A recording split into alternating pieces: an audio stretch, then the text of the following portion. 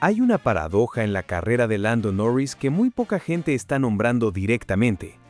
Durante los 2 años en que McLaren tuvo probablemente el mejor coche de la parrilla, Norris dejó escapar fines de semana que el resultado debería haber sido suyo.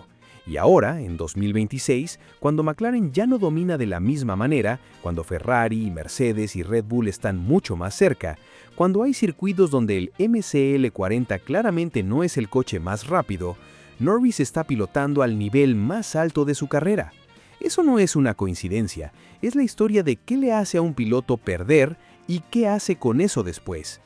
Para entender lo que está pasando en 2026 hay que ir hacia atrás. Hay que ir a las carreras que Norris no ganó cuando debería haberlas ganado. En 2024, McLaren era el coche más consistente de la segunda mitad de la temporada. Había fines de semana donde el MCL38 era visiblemente superior al resto.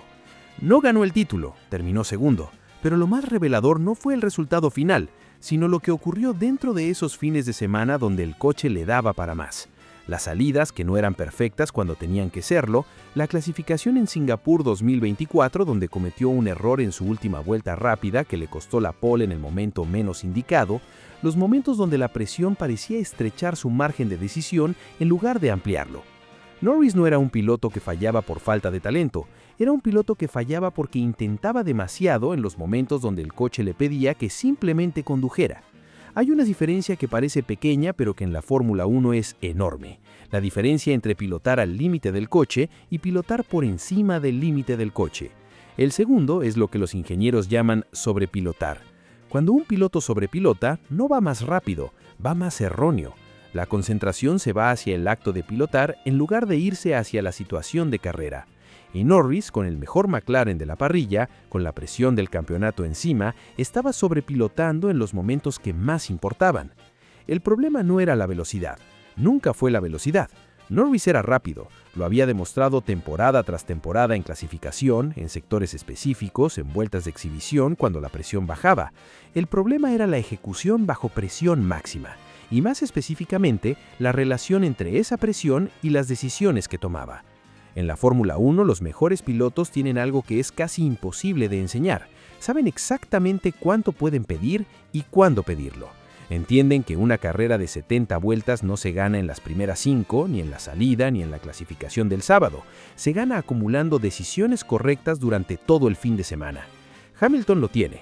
Verstappen lo tiene en su versión más agresiva. Alonso lo tiene en su versión más calculada. Norris en 2024 y 2025 todavía no lo tenía completamente. Sabía que lo necesitaba, lo podía ver en los datos, pero saber algo y ejecutarlo bajo presión son dos cosas distintas. Y entonces llegó 2025 y el mundo del campeonato se ordenó de otra manera, y Norris ganó el título mundial. Ganó el campeonato que en 2024 se le había escapado, pero lo ganó de una manera que tal vez no era la que él esperaba, más por acumulación que por dominancia, más por no cometer errores que por arrasar. Y ahí, en ese proceso de ganar de una manera imperfecta, pasó algo.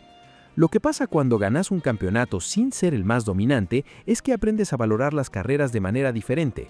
Un tercer lugar que parece un fracaso desde fuera puede ser desde adentro la mejor decisión posible de ese fin de semana.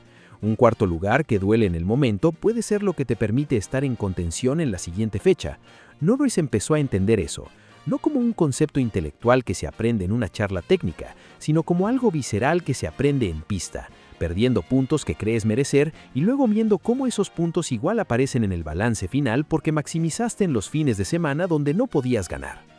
Llegó 2026 con el nuevo reglamento, y McLaren llegó competitivo pero no dominante.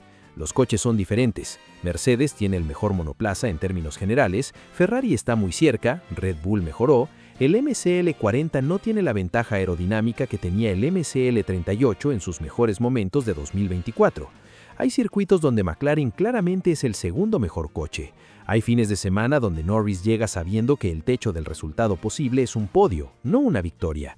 Y lo que está haciendo con eso es exactamente lo opuesto de lo que hacía cuando tenía el mejor coche. Cuando tenía el mejor coche y se le pedía que ganara, sobrepilotaba. Cuando tiene un coche que no es el mejor y se le pide que maximice, está completamente liberado. No hay presión de ser perfecto porque la perfección no está disponible. El coche no da para la perfección. da para el máximo posible, y el máximo posible es lo que Norris está sacando carrera tras carrera de una manera que sus ingenieros describen como la mejor versión que han visto de él. En Hungría 2026 ganó. No porque McLaren fuera el más rápido ese fin de semana, fue porque Norris hizo una gestión de carrera perfecta, entendió los momentos en que tenía que atacar y los momentos en que tenía que administrar, y aprovechó las paradas de los rivales con una precisión que hace 2 años no habría ejecutado de la misma manera. No fue una victoria de talento en bruto, fue una victoria de piloto completo. Y esa diferencia entre talento en bruto y piloto completo es exactamente de lo que trata esta historia. El talento en bruto es lo que lleva a los pilotos a la Fórmula 1. Norris lo tenía desde que debutó en 2019. La velocidad pura estaba ahí. Las salidas brillantes, las defensas imposibles, las clasificaciones donde sacaba el máximo del coche en el sábado. Pero el piloto completo es otra cosa. Es el que sabe que una vuelta fuera de la zona de puntos un domingo es un error que se paga durante 2 fechas. Es el que no arriesga una posición sólida por intentar una maniobra que tiene un 20% de probabilidad de funcionar.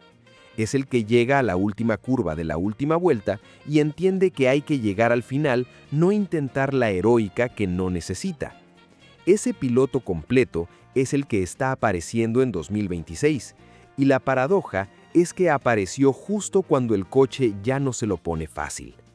Hay una forma de verlo que parece cruel, que Norris llegó tarde, que los fines de semana donde el coche era claramente el mejor y él dejó puntos en la pista, habrían terminado de otra manera.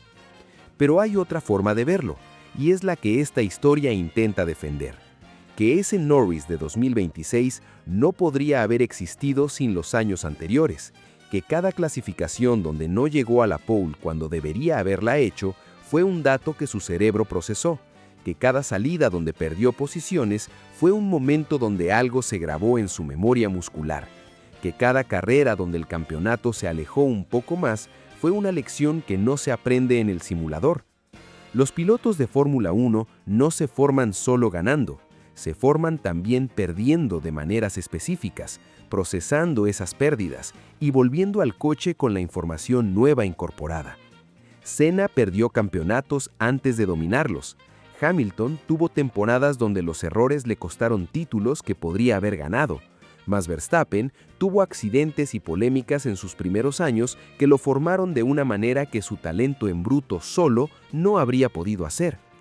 El dolor de perder de manera evitable cuando la herramienta estaba ahí y no la pudiste usar es un tipo muy específico de lección que entra más profundo que cualquier briefing técnico. Y Norris tuvo esas lecciones. Las tuvo en 2024, las tuvo en 2025, y lo que está haciendo en 2026 es en parte el resultado de haberlas recibido y haberlas procesado. Hay algo más que está cambiando en su manera de pilotar que vale la pena nombrar. Norris está comprendiendo en 2026 lo que significa construir un campeonato en lugar de ganar carreras. Son 2 actividades relacionadas pero distintas. Ganar carreras es el objetivo de cada fin de semana. Construir un campeonato es el objetivo de toda la temporada.